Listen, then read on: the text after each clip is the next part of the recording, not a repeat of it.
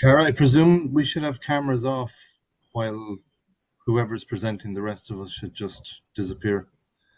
Yeah, maybe just for bandwidth, maybe that would make sense. Yeah. Just don't forget to turn it on.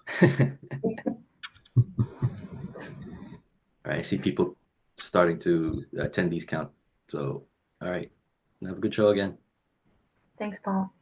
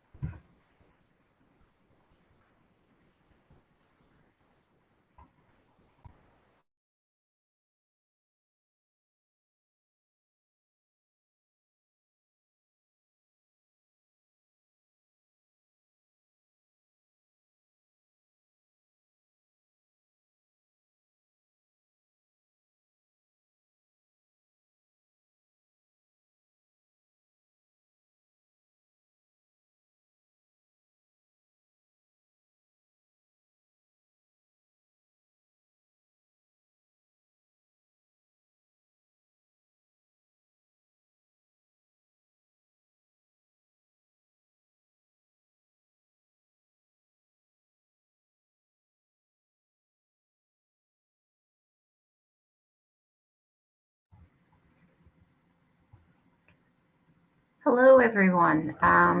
Good morning, good afternoon, or good evening, wherever you are in the world.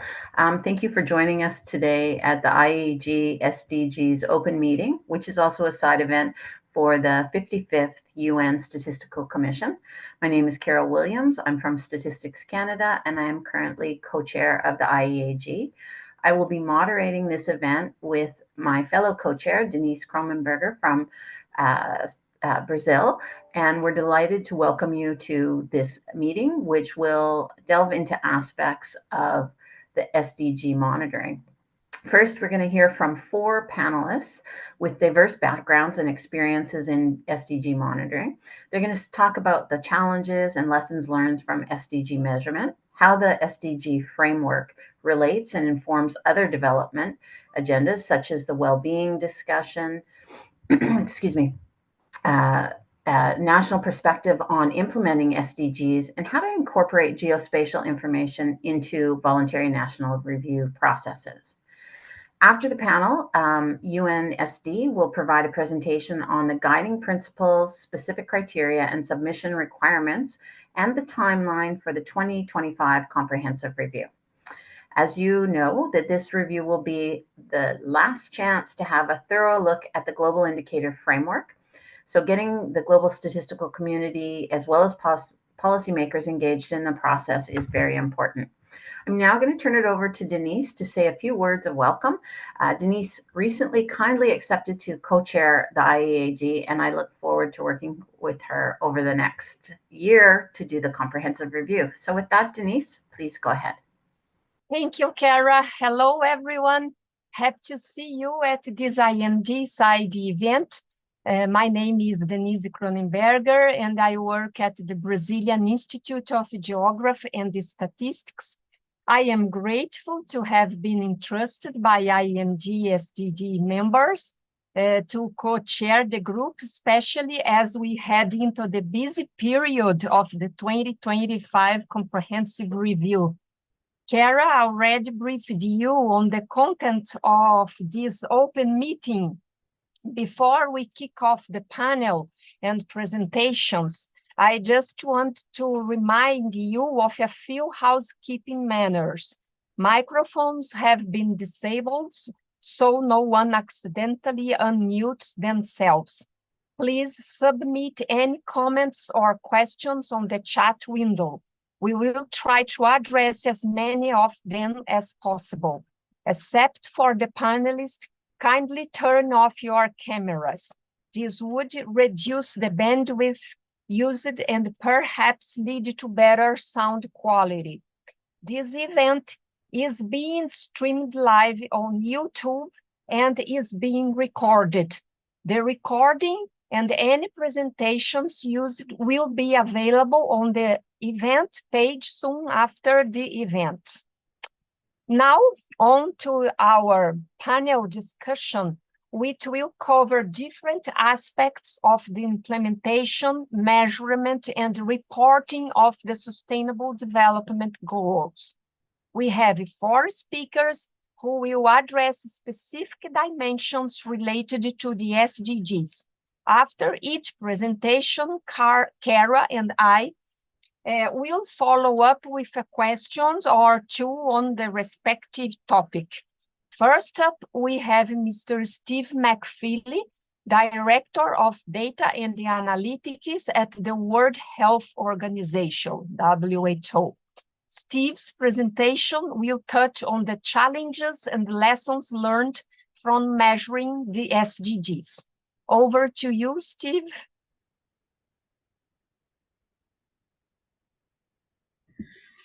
Great, thanks Denise, thanks Cara. Good morning, good afternoon, good evening to wherever you are in the world. It's my great pleasure to be here. So let me get the most stressful part of the day out of the way and share my screen.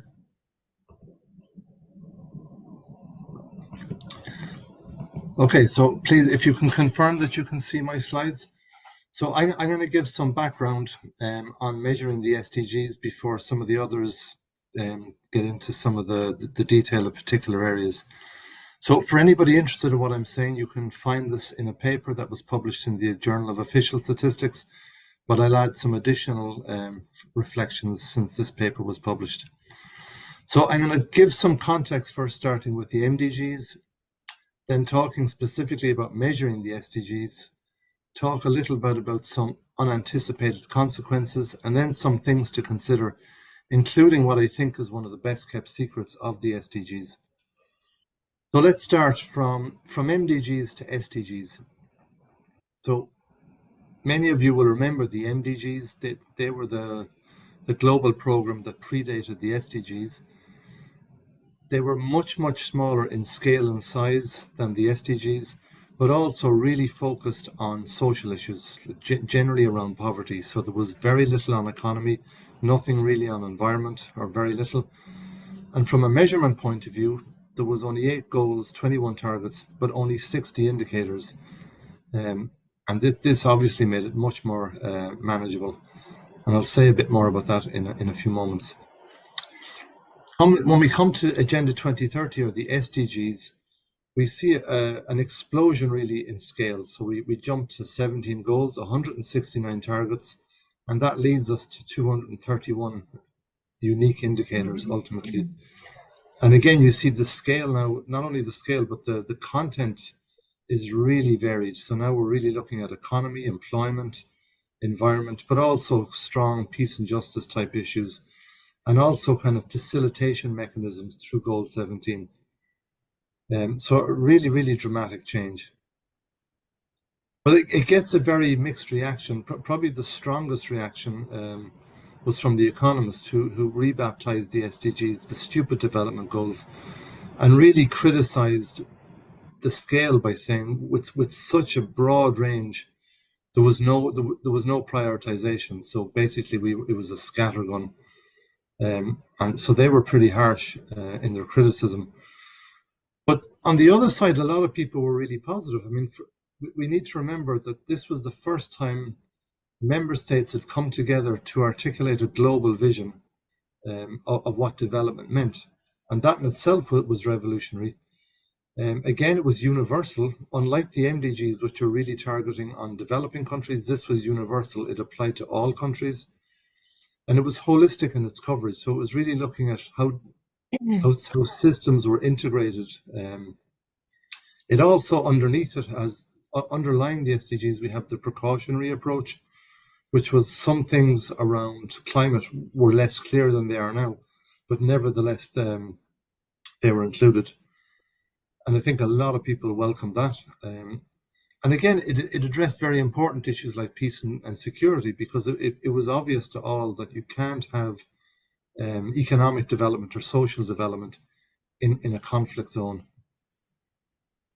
Another big difference is we weren't now moving towards improving, we were now moving towards zero. So now we're talking about eradicating poverty rather than reducing poverty. So from a mindset point of view, very dramatic changes. And again, the famous leave no one behind. So again, universal in its ambition as well, that everybody should be included. And as I'll talk about in a while, it proved to be a massive catalyst for statistical innovation. So if we move quickly on to measuring the SDGs, I've mentioned scale a few times. So just one of the issues that, maybe one of the warning signs for the SDGs was at the end of the MDGs, only 68% of the MDG indicators were populated. So that was after 15 years of working on a smaller basket of indicators. Basically 2/3 of the indicators were populated, but a full third wasn't. And that maybe was a lesson we should have reflected on. So again, to come back to the scale, Mogans Leikencroft, who was the president of the UN General Assembly at the time, described it as an unprecedented statistical challenge. And I think he hit the nail on the head.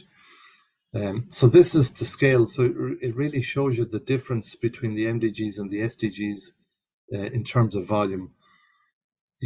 I mentioned 231 a while ago, and you see 232 here. It began originally as 232 unique indicators, and then was trimmed back slightly to 231. Now, one of the challenges in measuring the SDGs was actually trying to interpret what was meant by the text. There was a lot of unclear language used, or at least unclear to statisticians. Many of the definitions and use of terminologies were inconsistent. So just some examples I've put here, where we had to develop an ontology to try and agree on what these meant. So what did sustainable mean? It's like sustainable is all over the SDGs. Did that mean only economic sustainability? Did it mean purely environmental sustainability? Did it mean social, or did it mean all three? What did macroeconomic stability mean? Was this a Washington consensus perspective, or was it a more heterodox perspective, or was it meant to cover both? Again, it wasn't clear. What did basic services mean? Did it mean water? Did it mean sanitation? Did it mean Wi-Fi? Depending on the age cohort, what we consider a basic service or where we live in the world could be very, very different. And what's a new technology? This is something we struggle with all the time because technology changes so fast. So just to give you one example, target 1.4, and I've just highlighted some of the words that if you're going to develop an indicator, you need to be clear on these things. So what does vulnerable mean? What are economic resources? As I said, what are basic services? What do we mean by control? Which natural resources and which technologies? And this is just one indicator. So it's probably one of the longer ones, but you can see straight away the challenge of trying to align one indicator to measure this target, because that was one of the ambitions, was to try and have one indicator per target. And as you can see, this is a wide scattergun target and very, very challenging to come up with an indicator. Another challenge is what is success? What determines success? What was an appropriate baseline? And again, what we've seen over time is that baselines, it's very hard to pick a standard baseline because environmental indicators often need a very, very long tail, whereas maybe some of the economic indicators don't need such a long data set. So what's the best baseline? Many of the targets are kind of very aspirational, but they don't have clear objectives or timelines. So again, how do we interpret both the indicator, but then also when we have to report on that indicator, how do we tell our political masters this is succeeding or not? Because it's not clear what the underlying objective is in the first place. Another issue that's come out, which I think is one of the best kept secrets of the SDG program, is the amount of development that's been incorporated into this program. So a lot of the indicators that we're now measuring, they didn't have a statistical concept or framework back in 2016. So if you look at the chart, you can see that this is the tiers. And you can see back at the start, there was a lot of indicators didn't have an internationally established conceptual framework or even methods. And I don't think anybody, including ourselves as a community, really understood the extent of the work program that we had taken on. And over the last 7 years, we've seen a huge amount of conceptual development.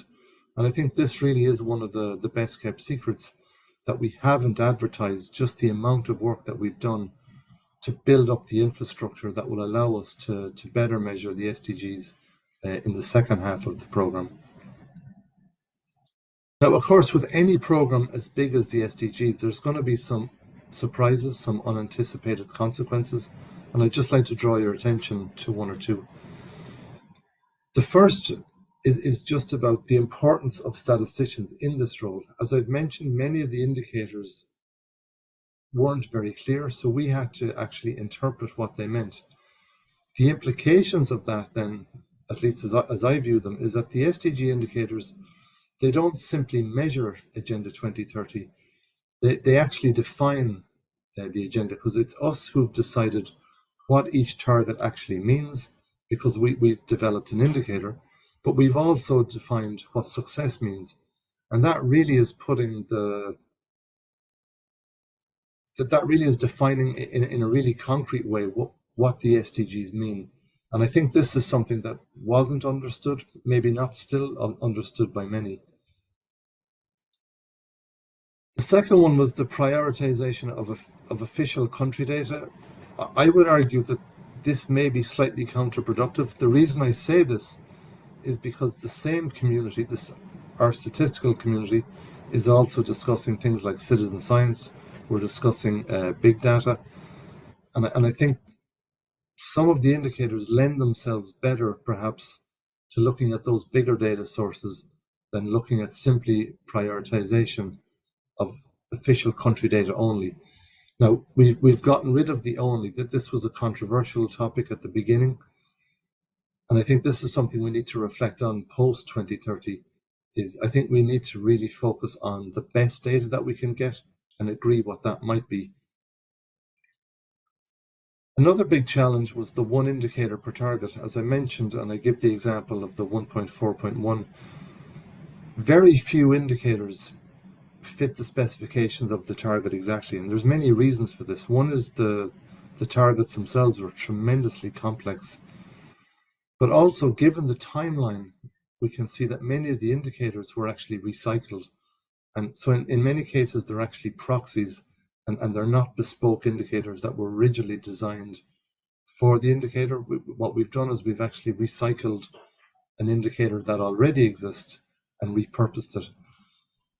And that's okay as long as you understand why the indicator was constructed in the first place and you understand the metadata behind it. And it's left us with this curious situation where we have, I think many would agree, too many indicators, but yet given the complexity of the program, we simultaneously have too few indicators.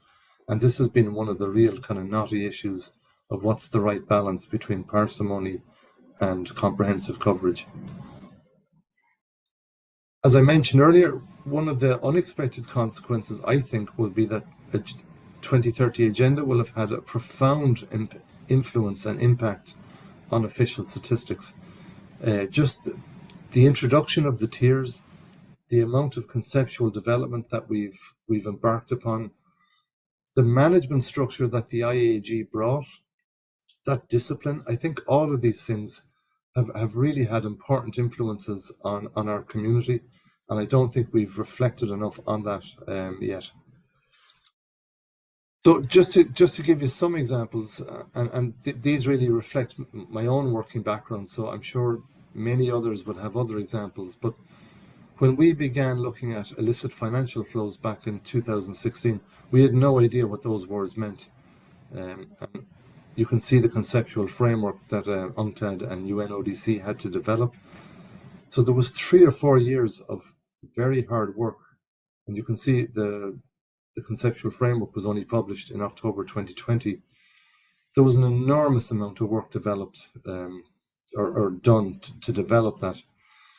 And equally on 17.3.1, around the total official support for sustainable development, the South-South cooperation element of that, again, a very political issue, a very knotty issue. and not easy to do. And I think this is probably one of the most important aspects of SDGs, is that it provided the political cover to allow statisticians to work on areas that really should have been developed years and years ago, but never could be because there wasn't the political will to allow that development to progress. And I think the SDGs provided really important political cover that have allowed us to develop a lot of important issues over the last couple of years. So some parting reflections, just to quickly wrap up. We shouldn't underestimate the importance of the 2030 Agenda. It's the first democratically forged agreement. And this is one of the things I forgot to say at the start. One of the criticisms of the MDGs was that this was really a donor-driven agenda, whereas that's the importance of the universality of the SDGs, is that it was democratically agreed. So no matter how complex it is, this was the first global agreement that was agreed by all member states. Despite the many constraints, not least financial, I think the IAEG have really made tremendous progress, and the charts I showed really show that. And I think the SDG Global Indicator Framework, it was assembled in record time, and I think it really is a testament to our community, what we've managed to achieve. The SDGs were criticized quite heavily at the start as being reductionist or watered down. I think reductionist, every statistic is reductionist by definition, so I don't really think that's a serious criticism in itself. But one of the things that, again, maybe we are more vulnerable to criticism is how well the selection of indicators really caught the spirit of the indicator or of the target. And sometimes it's not easy to really assess. But it was unavoidable in the distillation process that we were going to lose some of the flavor because some of the targets were just so complex. I don't think it's clear to policymakers that the delegation of the measurement to the statistical community meant, in effect, they have also delegated the meaning of Agenda 2030. That's probably something they might contest, but I think it's incontrovertible, really, when you look at the evidence. And it was done for good reasons, though, because what we wanted to do was make sure that the indicators, however distilled, maybe they missed the mark, but at least what they did is provided a common ground to progress policy discussion. So in other words, these were impartial evidence that we agreed on, and at least then from there we could move forward to make decisions.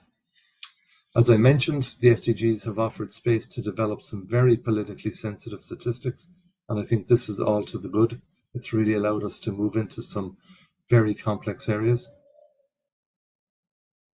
One of the challenges maybe with the Global Indicator Framework is that we've become so tied up with the provision of indicators. I think sometimes we lose sight of the indicator, like what statistics can be. So there is an upstream role where we define statistics, but we also then use those statistics in the broadest sense to really assess performance, to look at how to look at knotty policy issues, and maybe sometimes indicators don't quite hit that, don't scratch that itch properly.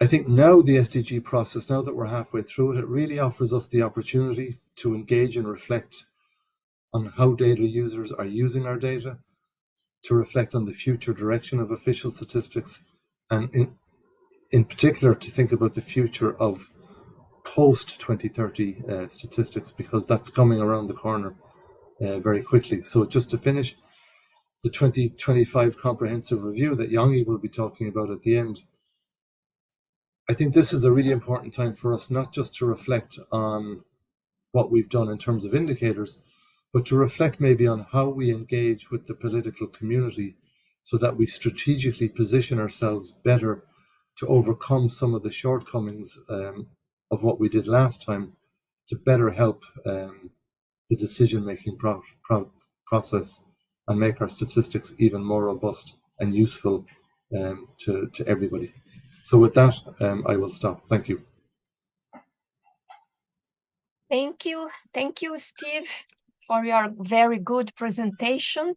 We can have time for one pressing question, and the other questions can be addressed at Q&A time.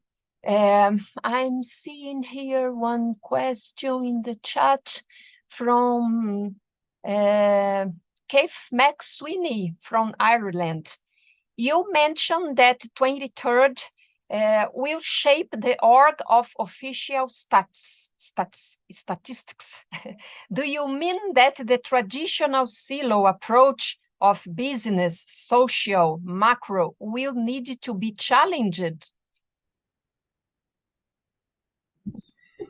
Okay, thanks, Denise. And sorry, I didn't catch the name of the questioner. So a very good question. I think what the SDGs did in spirit was the emphasis was on interconnections, on the interconnections. So what we saw is really that economy, social, and environment are all really three legs of the one stool. And that was the aspiration. Maybe perhaps in the construction of the indicators, and maybe this is part of the distillation, it's very hard to move beyond or get beyond the silo because the indicators tend to be kind of focused on one issue. And that's a challenge for us going forward. So I think the aspiration, at least, is to break down the silos. I'm not sure the SDGs achieves that from the measurement point of view as much as we would like. But again, I think this is one of the things that we should probably reflect on and think, how do we help policymakers to forge the connections between those different indicators so that for the next program, that they can actually understand better the trade-offs between, or the tensions, if you want, between economy and environment in particular, where we see this is really at the core. And I guess when we get to the well-being, and we'll probably touch on beyond GDP, this is one of the issues that's underlying it, is this really clear tension. And I'm not sure we've really addressed that properly yet. So I'm not sure if I've answered the question, but I hope so. Thank you so much. Yeah, next up, I would like to invite Ms. Bo Hudgerworth. I hope the pronunciation is correct, Bo, and the SDG and well-being expert at Statistics Netherlands, to make her presentation on how the SDG informed the broader well-being discussion, drawing on some concrete examples from the Netherlands. Bo, the floor is yours. Thank you. I will start sharing. Let's see if it works a second time. Okay, I hope it is working. I think so.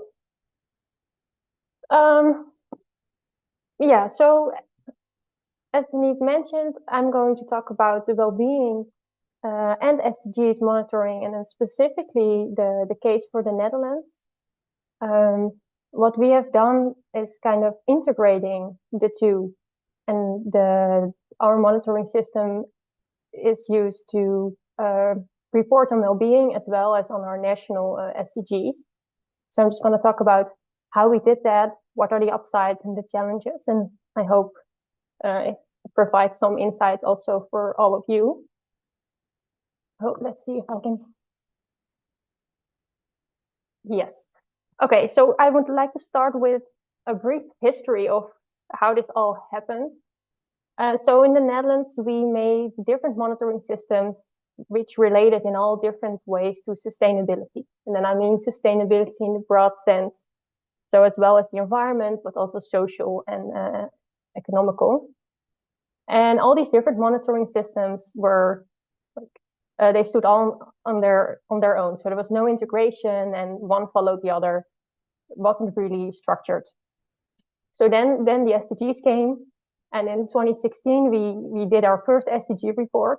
And I think the previous presentation covered this quite nicely. The broad agenda and all the interlinkages also on the topics, even though maybe the indicators not so much. So we continued after 2016 on monitoring on the SDGs. And then in 2018, we came out with our first report on well-being. And then it kind of hit us that there were a lot of similarities between reporting on well-being and the SDGs. A lot of topics overlapped, a lot of the indicators were even the same, at least for the national approach on the SDGs. So we started to work on some sort of integration, and it was all based on the so-called SES recommendations on measuring sustainable development. So they're from the Conference of European Statistics. And that was really our starting point. And in the end, we came to a single integrated measurement framework, which has been still the foundation of all our work related to well-being as well as the SDGs. So everything we do since 2019 is based on this framework that we developed, which was based on the SES recommendations for measuring sustainable development. And because we made this integrated measurement framework, we kind of set the standard, at least for the Netherlands, we set the standard on how to talk about and report regarding well-being as well as the SDGs. So it all started with the well-being. So that was our first starting point. And I put the definition on the slide, so you can see that. I don't have to read it all for you. But I think the key components from well-being are the 3 dimensions. So we have well-being here and now, well-being later, and well-being elsewhere. So these 3 dimensions were really our starting point, basically. So we monitored well-being here and now separate from well-being later and also from elsewhere. And a lot of the underlying themes within these 3 dimensions have a lot of similarities with some of the SDGs. So what we did was we started developing key indicators. And for each dimension of well-being, we made a specific set of key indicators. And this slide contains what we call it the wheel. And this is the way we present these indicators, but it also really can show how we approach this. So this wheel is the dimension here and now from the well-being. And you can see there are different parts within the wheel who are all the same size, but they consist of different types of indicators. So each part, each bracket basically is a single indicator. There are different themes underlying the dimension of here and now, which are from the recommendations of measuring sustainable development. And we try to come up with as less indicators as possible that cover as much of a specific theme within well-being. So these are really our key indicators. And you can see that some of the themes have less indicators than other themes. And the whole reason for this is that it's more difficult to measure this theme with less indicators. And it can be due to the complexity of the theme, like the environment, for example, is really big. But it can also just be because we don't have better indicators that cover more of the theme. So it can be because of different reasons. Then we have the colors. So here on the left side, I put down the explanation of the colors. So we don't have targets that we can really measure for every indicator. So what we did is we looked at the direction that we wanted these indicators to develop. And then we put the colors down, like green means that an indicator is developing in the right direction. So towards well-being, towards the idea behind the SDGs.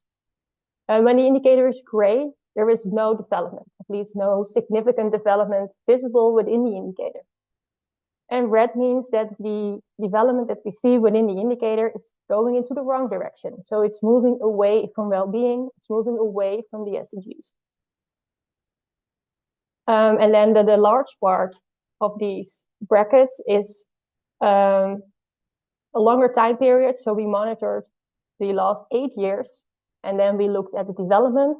And the small ones on the outside, it's just the final year. So that is the most recent change. And we also put the same colors down there if it is applicable. So now I get to the SDG part of this whole integration. So we had the key indicators, and these are really useful just to get a quick overview of what is happening within the Netherlands.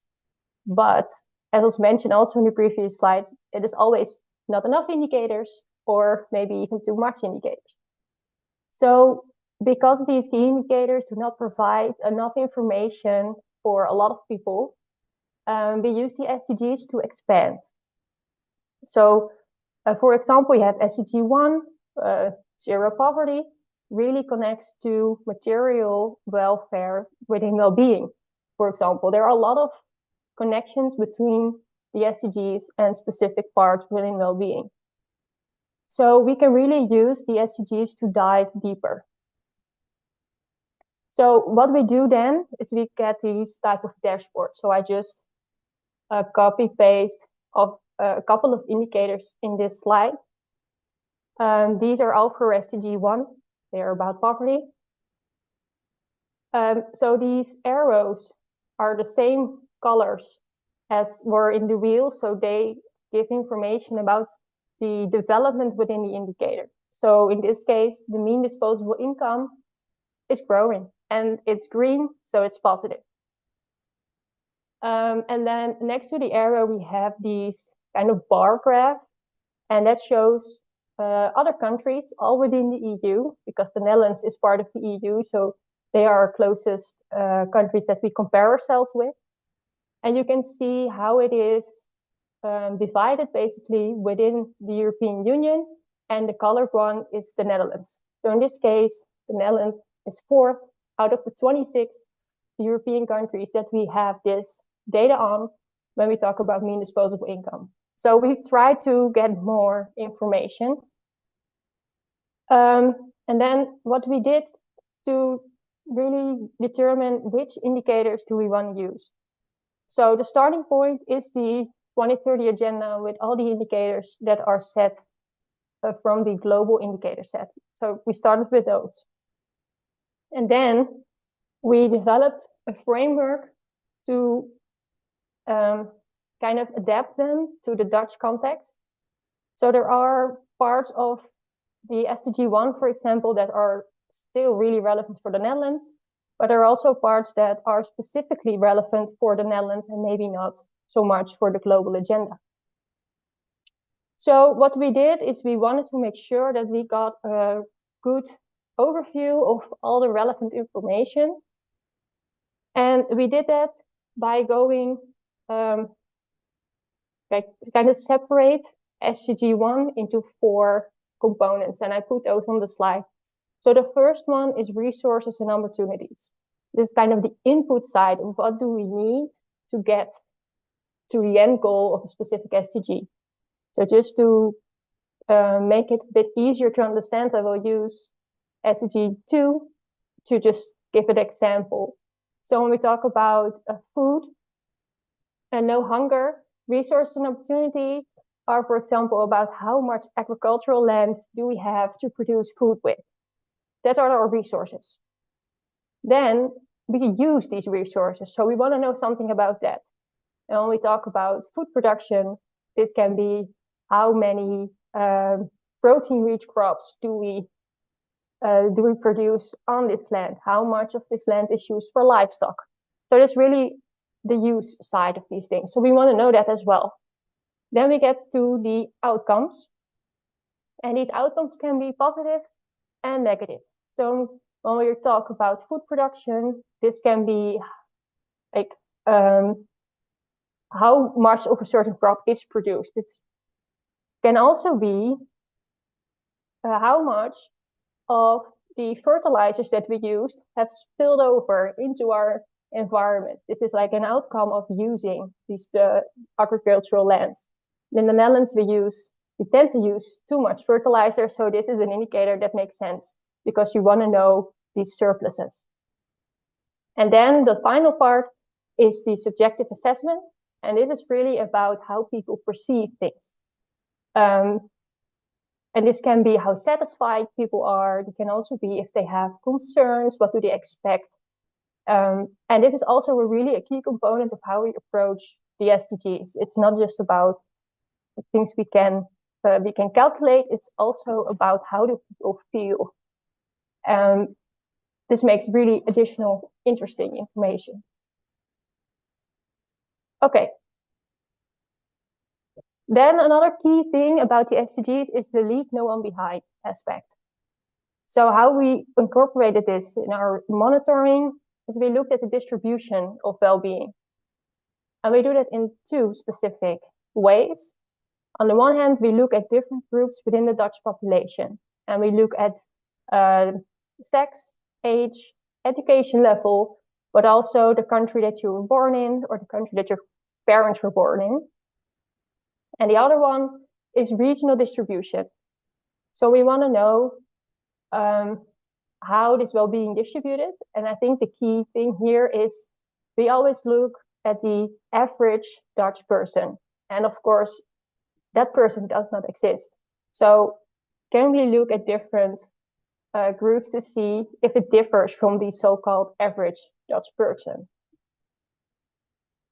Okay, so first the groups in Dutch population. And I put the results from last year's monitor on the slides. And I will try to explain what you see here. So for every group, we look at a specific set of indicators. These indicators are from the wheel that you saw in the beginning, the here and now key indicators. And those indicators have microdata, which is good enough to look at specific people with their personal characteristics like sex, age, education level. And then we try to determine if they experience a higher quality of life, higher well-being, if they experience an average well-being or a lower one. Because certain indicators you can have a high well-being, but for other indicators you might have a low well-being. So you want to know if the average of all those indicators, when you add them up, if you're on the high side, in the middle, or maybe on the low side. So the colors in this graph show for each group, if there is a lot of red, they have a lower well-being than average. And if you have a lot of green in your graph, you're higher. And then specific groups within the Netherlands become visible. So always really interesting, maybe not surprising, is that people who are highly educated tend to have more indicators that perform well regarding well-being. And people who have a lower education show the opposite. And also, if you were born in the Netherlands, your parents are born in the Netherlands, a lot of the time you have a higher well-being than when you and your parents are not born in the Netherlands. So those are two aspects that every year really become visible when you do these types of analysis. Then we have the regional one. The Netherlands is not very big, and we have 352 sub-regions, which are shown on this slide. It's a lot. So we tend to look at the regional distribution, and you see a lot of color variation. So what these graphs show is, again, the key indicators. But instead of looking at different personal characteristics, we look at where do you live? So the specific regions within the Netherlands. And when you have a lot of indicators that the region performs well on, you get a lot of green. So the green gets darker when you have more indicators that you perform well on. When you have indicators that you really do not perform that well, you get red. And the darker the red color, the more indicators perform not that great.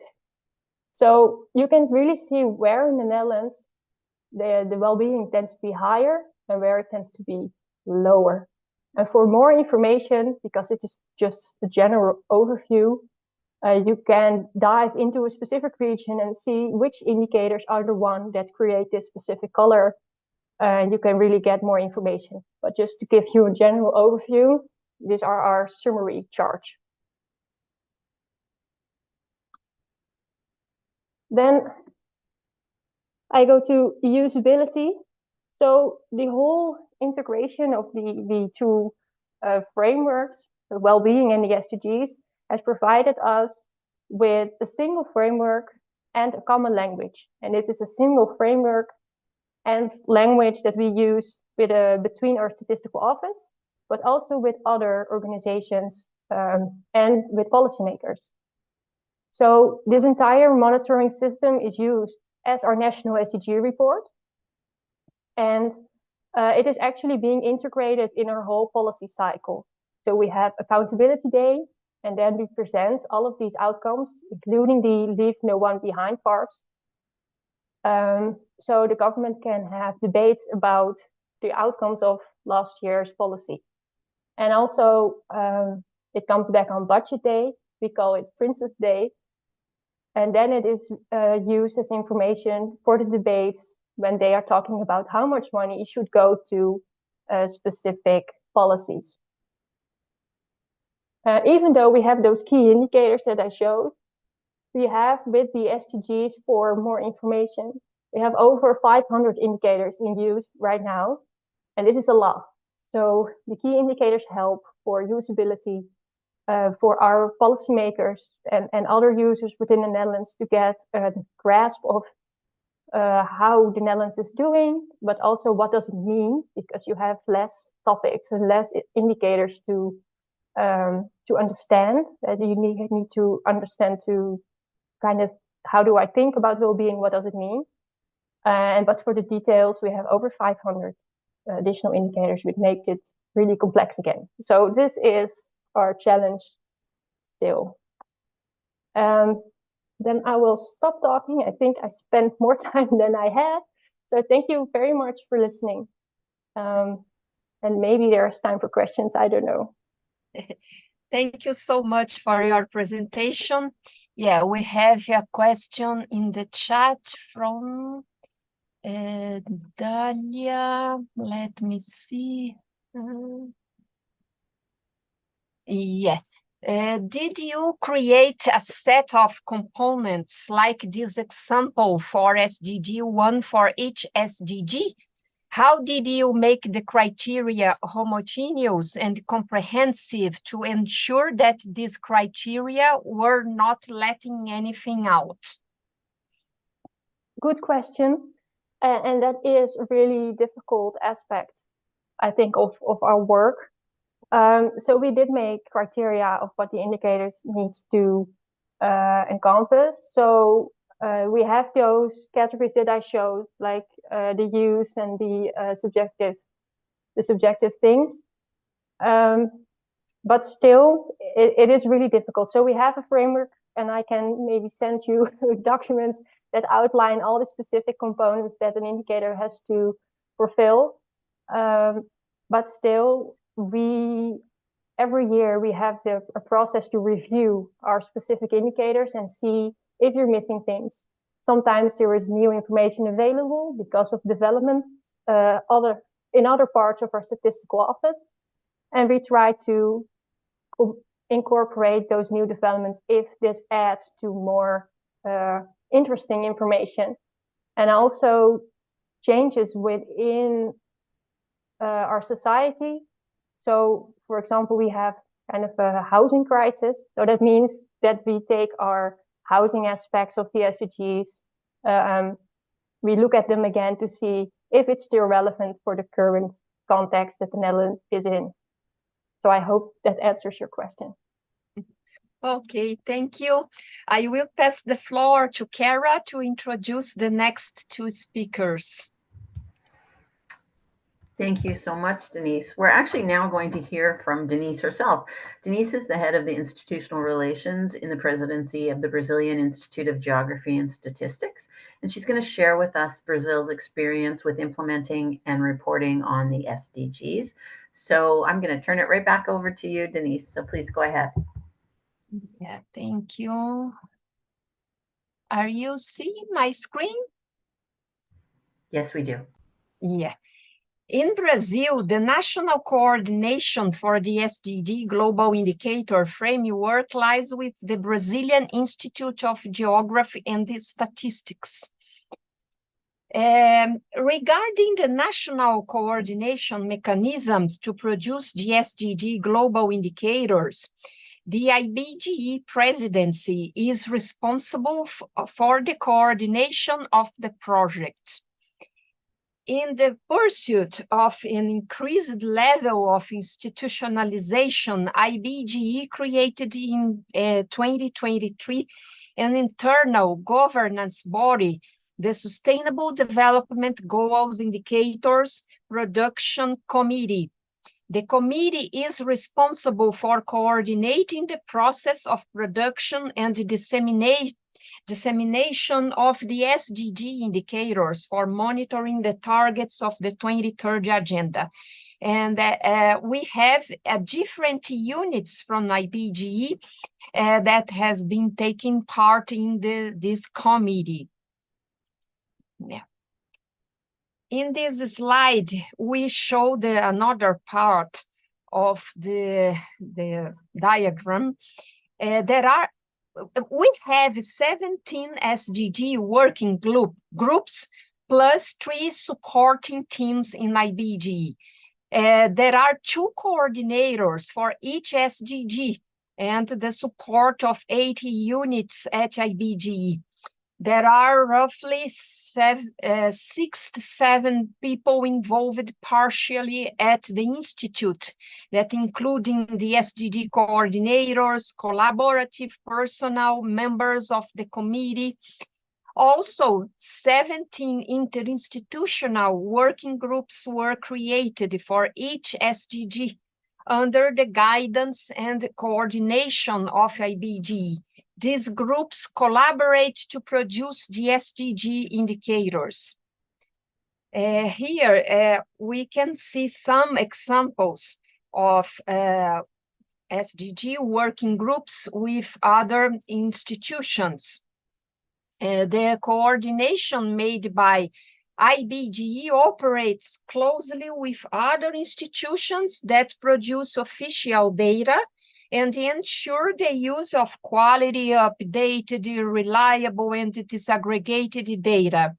So far, along the production of the SDG indicators, 26 entities of the National Public Administration have collaborated with 65 public employees taking part in working groups.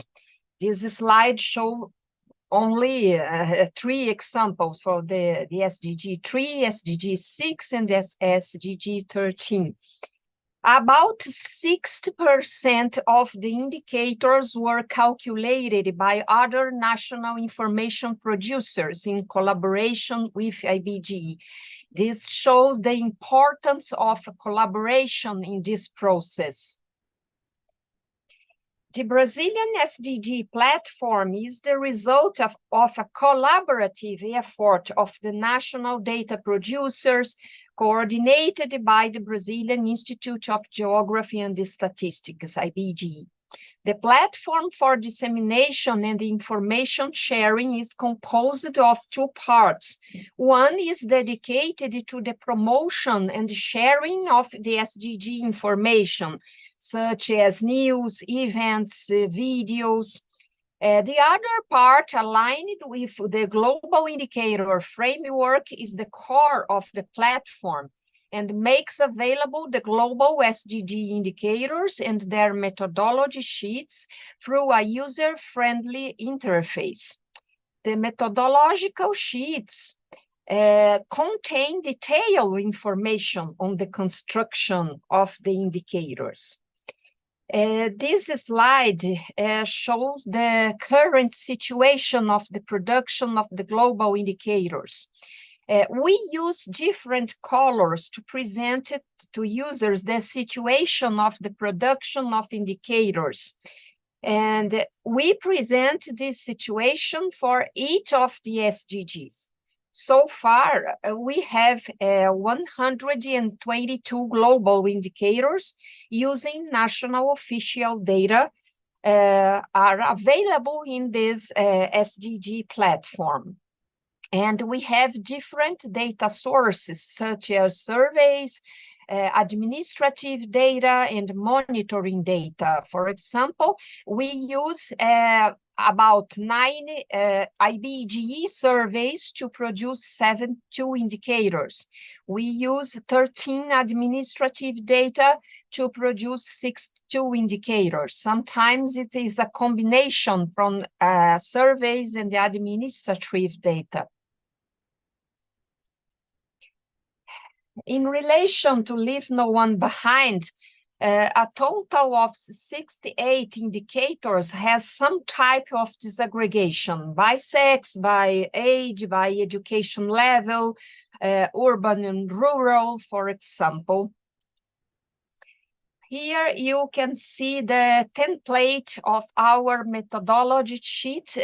The IBGE statistical metadata system has a specific section for the SDG metadata, where the analysts fill out the standardized methodology sheets of the SDG indicators, taking into account elements that completes the metadata and avoid duplicate efforts. These methodology sheets has technical specifications of each indicator, enabling comprehensive and a good base for analysis. The Interactive Geographic Platform, PGI, was developed by IBGE for geospatial information analysis. Once in this platform, the SDG indicator can be analyzed together with other elements of interest, such as roads, river maps, or any geoservice published in the National Spatial Data Infrastructure. The next slide shows the time series in maps. Here you can see the evolution in annual basis of the indicator 11.5.51. We have about 40 indicators whose evolution is presented on maps. In relation to filling data gaps, how have we invested in reducing data gaps? We have been adding questions to existing surveys to produce some indicators, such as for the indicator 12.6.1, the question on existence of sustainability reporting companies from PINTEC survey from IBGE, and the National Health Survey, or the continuous National Household Sample Survey. Including these new questions, we could produce the indicators for the SDG 16. And now, last year, we had data collection started in October from National Demographic and Health Survey that will produce some indicators to the SDG 5. The continuous National Household Sample Survey, for example, included a specific module for people with disabilities, providing information on their social, demographic, and economic characteristics. It was the result of an agreement with the National Secretariat for the Rights of Persons with Disabilities, linked to the Ministry of Human Rights and Citizenship. The 2022 demographic census is characterized by operational innovations and methodologies that made it possible to improve the capture of indigenous ethnic belonging. And in this publication, the first traces of this updated portrait of official statistics on the indigenous population in Brazil. And for the first time in the Brazilian census survey, the Quilombola population was identified as an ethnic group in the most important demographic, geographic, and socio-economic status of the country. In this slide, I'd like to highlight the importance of to have a national governance structure for conducting the 2030 agenda in a country. In Brazil, the National Commission for the SDGs were created last year through decree. It is a parity collegiate body of an advisory nature responsible for contributing to internalize and stimulate the 2030 agenda within the country. It is the main institutional governance mechanism for fostering dialogue, engagement, and integration of the initiatives carried out by subnational entities and civil society. IBGE participates as a technical advisory body of the National Commission for the Sustainable Development Goals, together with our colleagues from the Institute of Applied Economic Research and Oswaldo Cruz Foundation, Fiocruz. I am the IBGE's representative of the National Commission. Our roles in the current VNR, for example, are to give support to the monitoring chapter and to produce the statistical annex with the global indicators that we have produced until now. Now, Brazil has a new SDG launched by our President Lula during the SDG Summit. The SDG 18 intends to achieve racial equality in the Brazilian society. It will include Afro-descendants and indigenous people. There are initial proposals of targets, but they will be discussed in National Commission of the SDGs. Now, for example, we have the subcommittee for the SDG 18.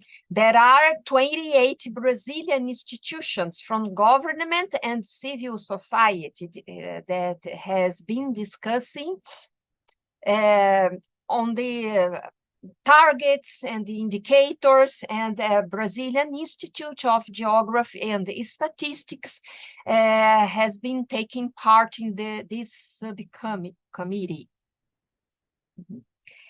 In relation to lessons learned and recommendations, the leadership of NSO is very important because NSO play a key role in measuring the achievement of the SDG. I always highlight this lesson learned because it is very important, the NSO conducting the process. Mobilize and engage organizations to take part in SDG working groups, to produce indicators, to follow up, and to work towards SDG dissemination and implementation. The cooperation between NSO and the other national data producers is fundamental to produce the global and the other type of SDG indicators. To have a governance structure is fundamental as well. When we have focal points in our partner institutions, it is easier to produce indicators because the data flow, the discussion of the global indicators, for example, is better. The infrastructure is needed to create, for example, SDG platforms to disseminate indicators and the other relevant information on the 2030 agenda. And the integration of statistics with geospatial information, we have geosciences and the statistics in our institute. It is good for us to produce geoservice for the SDG indicators and to show and to communicate in maps the indicators that we have a disaggregation for the large regions or federation units, etc. The existence of metadata for indicators is essential to have a metadata to explain to users how the indicators were produced. The capacity building at all levels is so important to understand, for example, the methodology of the global indicators. And it is important to see different ways of communication for diverse audiences. Thank you so much for your attention. Thank you very much, Denise. This is an excellent presentation, and it's really interesting to see the well thought out governance and the coordinated and integrated process with which you manage the reporting on your SDGs. And wow, adding an 18th goal, that is really quite something. And so congratulations to you. I'm going to ask a quick question. I'm going to take it from the chat. Jose Manuel Villanueva, and apologies if I have the pronunciation incorrect, is asking, what are the most important advances in Brazil in terms of indicators at the subnational level? You're on mute.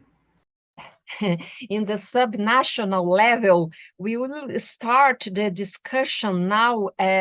We have the new National Commission for the SDGs, and we will have a condition, a good condition to discuss other types of indicators in the cities for local SDG indicators or from federation units, because we have many entities taking part in this commission, and this facilitates the data flow, the discussion, as I told you before. And we will start now. We started the discussion from a national indicator because we started the production of VNR, and we are completing the global indicators with national indicators. Yeah, it will improve the production of these indicators. It is the further steps. Excellent. Thank you. It sounds like you have everything really well planned out. So love to have more conversation about that. So thank you, Denise. And we have our final presentation of the panel, and that's Mary Smith, a statistician in Ireland's Central Statistical Office. Mary's going to talk to us about the use of geospatial information in Ireland's latest VNR report, which they did in 2023. Mary, I will turn the floor to you. Good morning, Cara. Morning, Denise, and hello to everyone. So, Cara, I will just share my screen here, and you might tell me if you can see it. If you can see that first slide with the title. Not yet. Okay. I'll just attempt to do it again.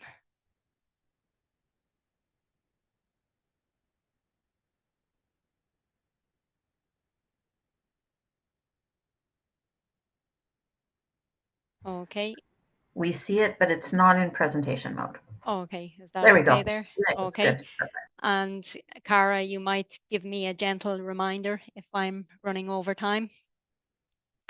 So, hello everyone, and today I'm going to present some of the work in Ireland in terms of geospatial data and Ireland's latest VNR.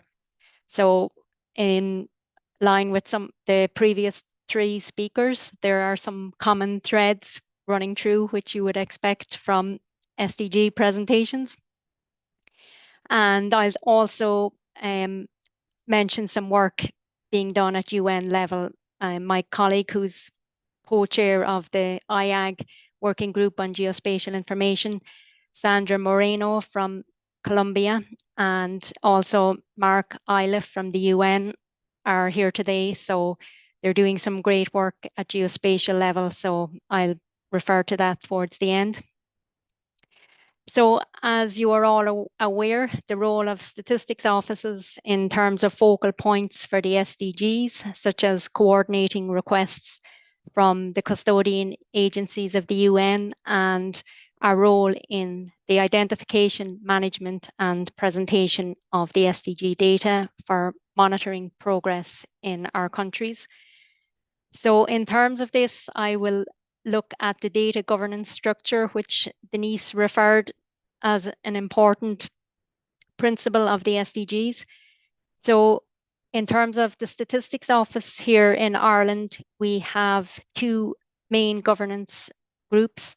The first here is in relation to the SDG Data Hub, and the second here is in relation to the Data Governance Board in publishing and reporting the data for each of the 17 goals.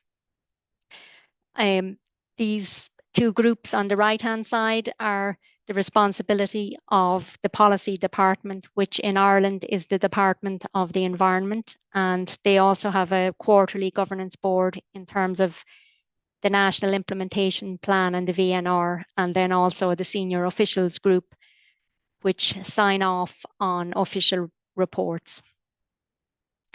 So the first group here, we have a data governance board around the SDG Data Hub, which is Ireland's platform for reporting on, firstly on the data at UN, EU and national level, and also SDG initiatives in official capacity.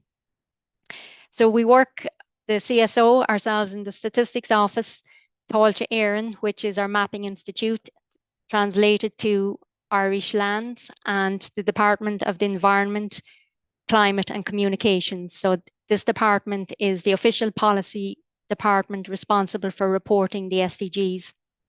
So we work in a partnership, and we have weekly or fortnightly meetings depending on work requirements, and we look at reporting the SDGs, making sure that the data is available.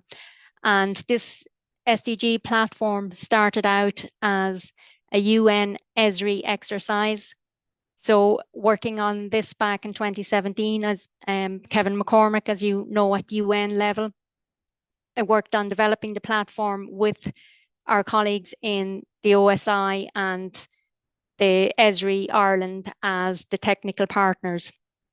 So from this stemmed the work we're doing in terms of promoting the SDGs and the official channel for all official SDGs at national level. An important aspect of this platform is the geospatial visualization of the data. So here on the bottom right-hand side, you will see a map which emphasizes, again, Denise mentioned the importance of the geospatial aspect. So we produce geospatial data where relevant and where possible for the indicators.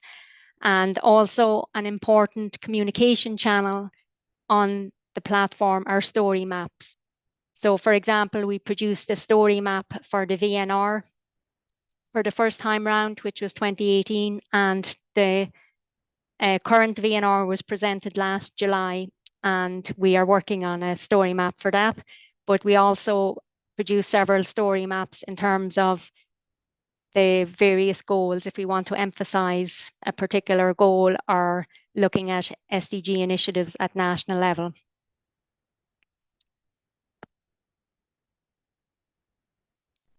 So looking at the CSO Data Governance Board, for each of the 17 UN SDGs, there is a government department assigned as the lead department for each of these goals.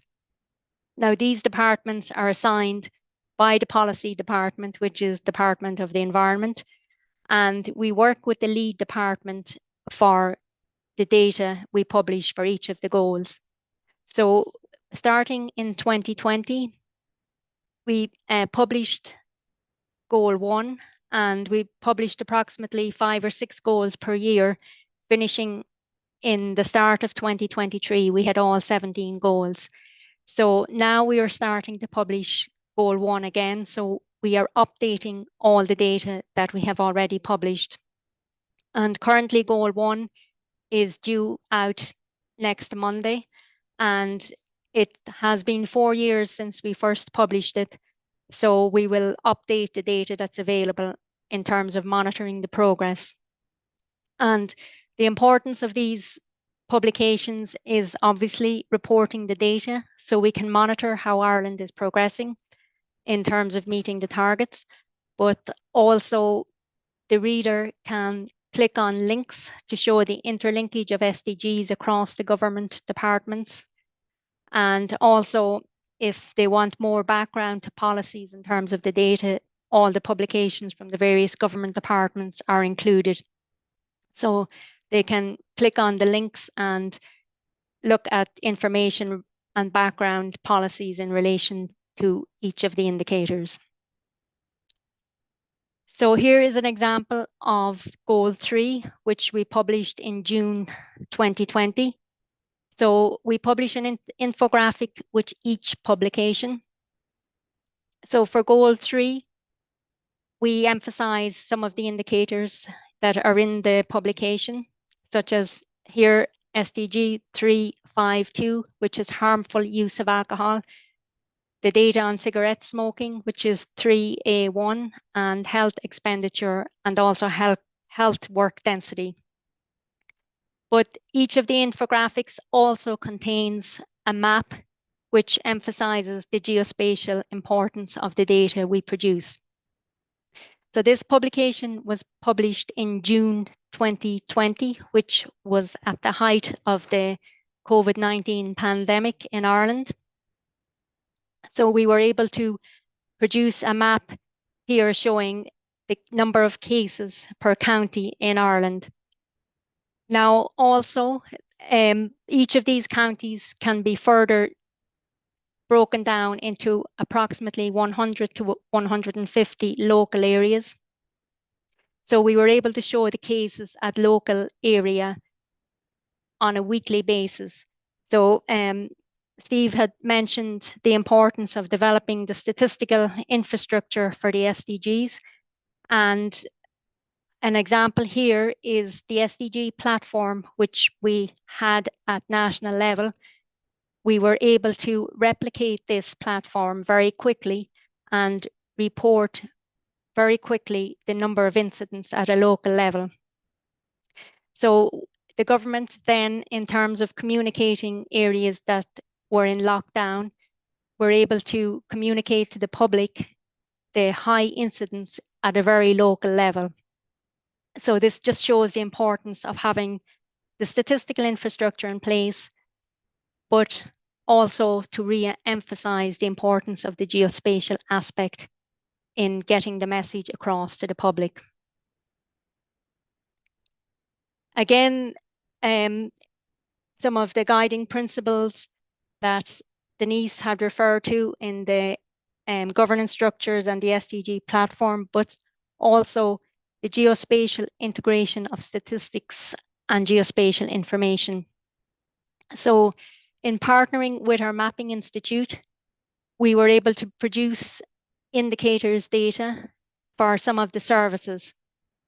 So for example, SDG 141, which looks at households' access to basic services. Here, the map on the left-hand side shows the average distance to primary schools at the local level. So the dark blue indicates households that are less than 1 kilometre from a primary school. And then the yellow indicates 10 kilometres or more to the primary school. And similarly, the map in the middle shows average distance to emergency departments in hospitals. And again, the blue area is less than 5 kilometres and the yellow areas are 50 kilometres or more. And similarly, average distance to Garda stations, which are our police stations. And again, the blue is within a kilometre and the yellow is 10 or more kilometres. And just in terms of the geospatial aspect, Denise was referring to the importance. We can layer these maps with the population. So the yellow areas also coincide with sparsely populated areas. And also in terms of the emergency departments, we can see that in the east here that they are located around our capital city and the eastern side of Ireland, which is the most densely populated. And here where we are based in Cork, we have emergency departments with the main hospitals, and also the major cities, Galway, Limerick, and also some of the big towns here in the east. So this work in partnership with our Mapping Institute covered a number of indicators, which included Goal 1, as I've said, access to basic services. Also Goal 9 in terms of industry, innovation and infrastructure, access to public transport and access to all surface roads, and also in terms of access to health facilities, and I think Goal 11 in terms of sustainable cities and communities. So we were able to produce these indicators that we didn't have previously. And these are just some examples of the many services we included, libraries, supermarkets, ATM machines, and so on. So we were able to produce a whole host of basic services. And a big issue that's very topical at government level in Ireland is access to cash. So cash machines were an important aspect in this in terms of basic services. So where the ATM machines are located and how many are located per 1,000 population. So again, this is just another example of Goal 10, reduced inequalities. So similarly, we have the geospatial aspect emphasized here in terms of median gross income. So we see in the east of the country, Dublin here has the highest median gross income, and obviously the big cities, Cork, which is the second largest city, and so on. So it again emphasizes the regional disparity within the country. And then again, we advertise some of the indicators which are shown in the publication itself. And similarly, we have produced an infographic for all of the 17 goals. So these are available in the slides, which will be circulated after this event. And these are goals 7 to 12, and then the final goals 13 to 17. So we produced the publications for all of the 17 goals, and the link is here. So if you click on this link, it gives you the list of publications we have produced. And when you click on the publication, it brings you into the detailed level, the list of indicators and the breakdown of the data and how the data is disaggregated and so on, and then links to reports. So you can explore that if you wish. So as a result of these publications, we then looked at measuring progress, which was required for the VNR. And Mary, I'm just going to ask 1 minute, please. Okay. We're running quite late. Thank you. Thanks, Cara.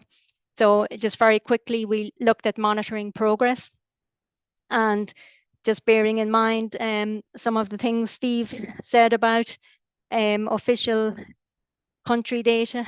There might be issues and targets are not always specific. We did our best to measure the targets, and we looked at 134 targets were being met, 23 showing concern, 7 targets not being achieved, and 5 targets with no data.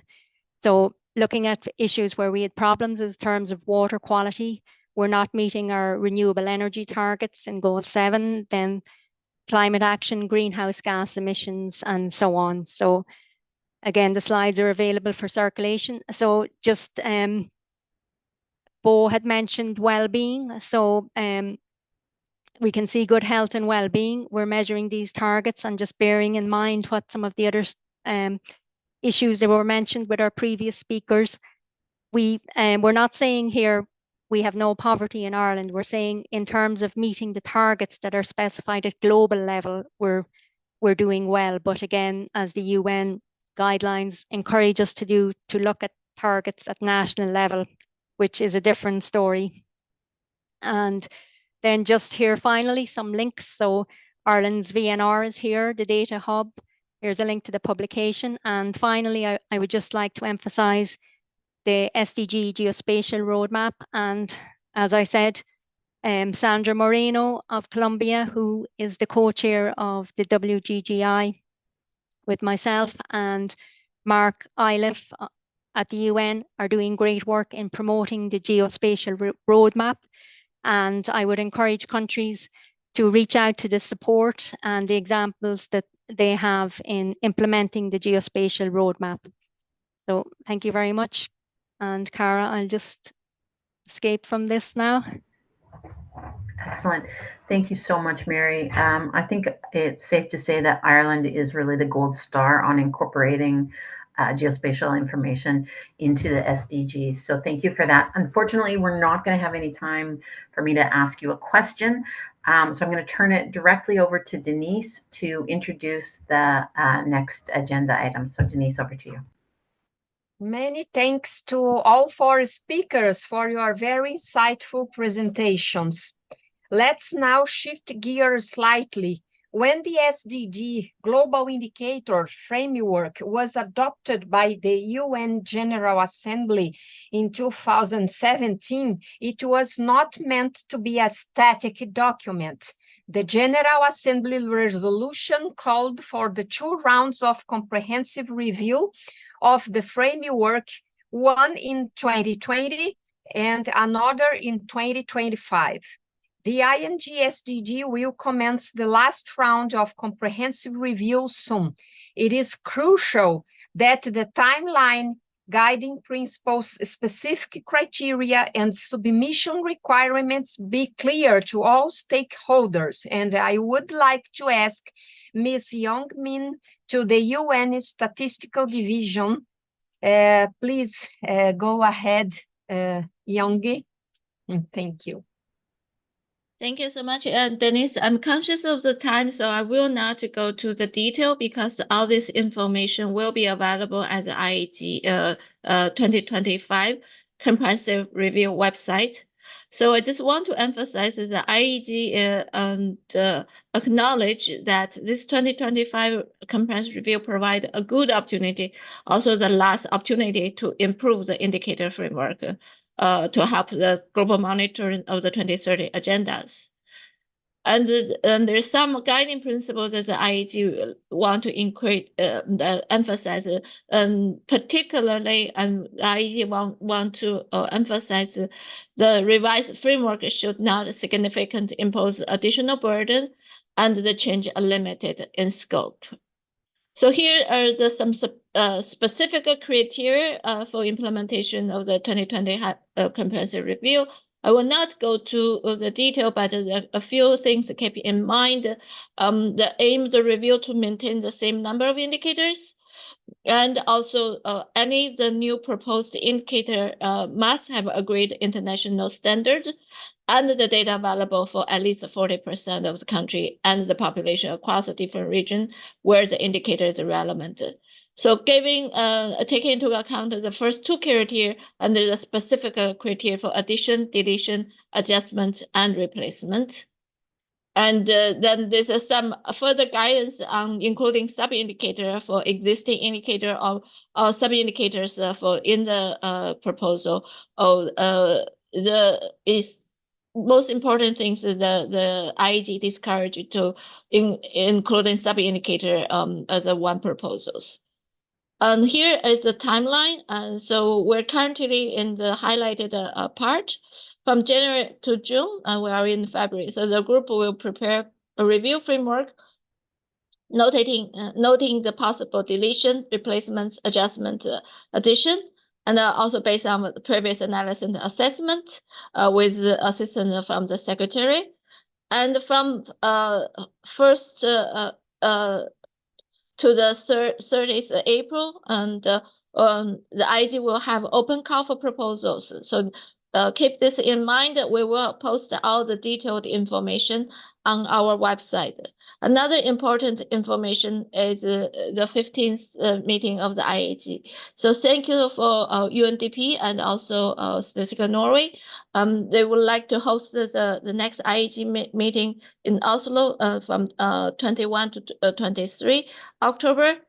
So the 2025 comprehensive review will be discussed in details at the 15th IAEG meetings.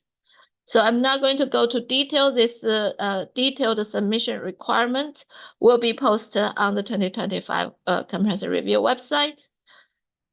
And there's some key takeaway from the 2020 comprehensive review.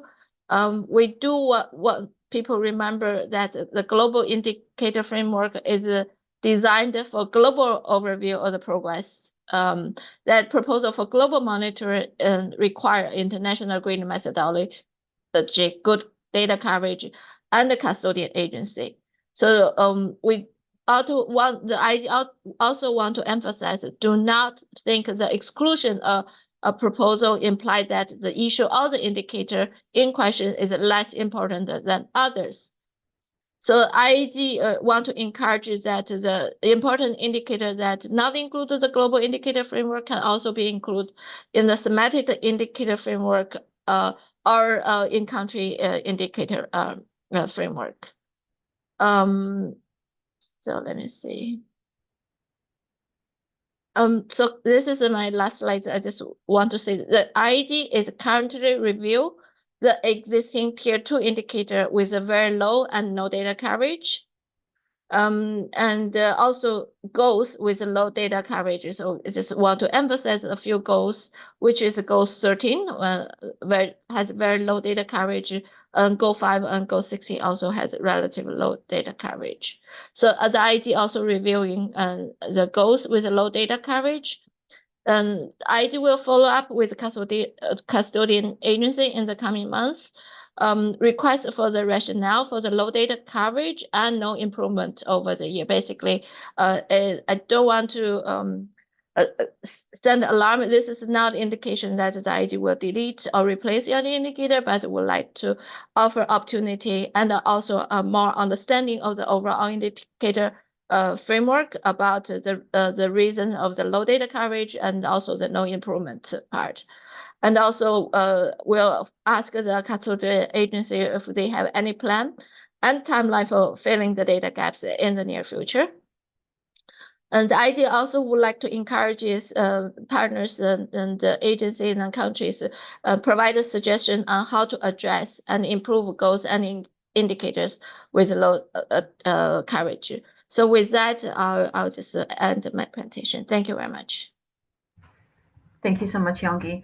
Unfortunately, we do not have to have time for a QA session, but I do think maybe we could, each presenter can do a 30-second wrap up of their thoughts, and then we will close. So I believe we started with Steve. So if you want to give us a 30-second summary of what you think is the most important thing you heard here today. Wow, the most important thing? It's hard to say. I mean, I think all of the presentations really highlighted something interesting. I mean, the developments around well-being are fascinating. The developments around GIS. I mean, maybe from a practical point of view, the most important things is just what Yonggi has been pointing out, because for most of the data custodians, that's really the most urgent issue. This year is going to be really busy, so it's really important that all of the custodian agencies and in cooperation with the member states get their stuff organized so that we get through this comprehensive review in as organized a fashion as possible. Thereafter, I guess I'm very taken with the GIS. I mean, I think there's huge potential there, so that's something to be explored, I think. But the most important right now, I think what we just heard from Yonggi is probably the most pressing. Thank you so much, Steve. Bo, same question to you. 30-second wrap up. Thanks, Kara. Most important for me, I think I get inspired every time we have these types of meetings. Also for Mary, who's showing everybody their work and their visualizations, and sometimes it's aligned with what we are doing, or maybe what everybody is doing, but there are always these really interesting aspects that gets me really excited, and I want to use it for my own work. So for me, that's really important, that we keep each other excited about working on this, and talk about these great new ideas and inventive solutions like the geospatial stuff. So I think that's, for me, the most important thing also for this meeting.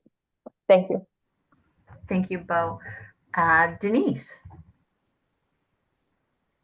Yeah, for me, the most important thing is events like this to share experience, because seeing these good practices we can bring for our countries to improve our data production for the SDG. And the other point, it is very important, is the sharing government data from different sources, how we validate for accuracy and policy relevance. It is important to look at the UN fundamental for statistical principles and good practices, and to follow the international standards, to have a code of good practices, for example, to be the quality, to ensure the quality of data. Thank you. Thank you, Denise. And Mary, your thoughts on the session and what you found most important. Thankfully, I'm last, Cara. You were putting me on the spot there. But just very briefly, I think all of the speakers today alluded to the guiding principles behind the SDGs, and that came across very clearly in the presentations. And although Steve had mentioned they're not perfect, but at least we are aiming for perfection with the SDGs. And, you know, that's very important to bear in mind. And I suppose the SDGs, they're not just for 2030, they're for life. So we see that we have to be vigilant in terms of monitoring continuously, because we know in our own case in Ireland, we might meet the target this year, but it might slip with things like COVID-19 and various other issues in terms of poverty and that. And again, the geospatial element, I think there's a strong focus on data disaggregation, but I think you had mentioned previously, Cara, in other meetings, while we focus on data disaggregation, but sometimes if we have categories, we don't know, are we measuring the right thing? And I think the geospatial aspect is very important in focusing on that. So thank you. Thank you so much, Mary, and thank you again to all of our panelists and to everyone who connected today. This has been a very interesting session, and I hope that you all got as much as I did out of it. So just to let you know that a recording of the event and the presentations will be available shortly after the meeting. And a reminder that there are several other side events that are SDG related that will take place during the UN Statistical Commission. And so with that, I think we can close the meeting, and we hope to see some of you or all of you at the Statistical Commission in just a few weeks. So thank you. Mary, Denise, did you want to say a last parting word? Oh, thank you so much for all our panelists for their insightful presentations and discussions. Yeah. Excellent. Have a great rest of your day, everyone. Thank you, everyone.